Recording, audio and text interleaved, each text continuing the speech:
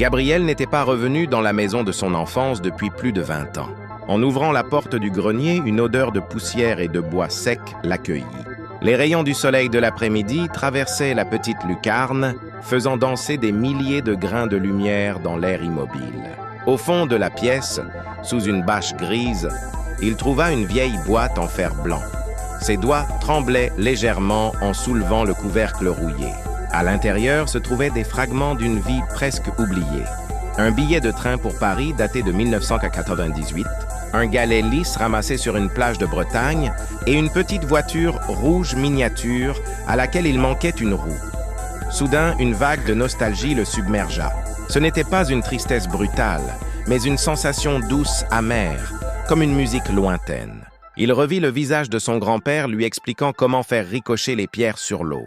Il entendit le rire de sa sœur dans le jardin. Pendant un instant, le temps s'arrêta.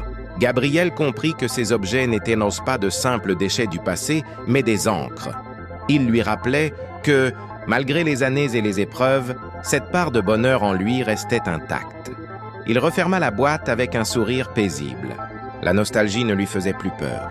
Elle était devenue un pont précieux entre l'homme qu'il était devenu et l'enfant qu'il n'avait jamais cessé d'être.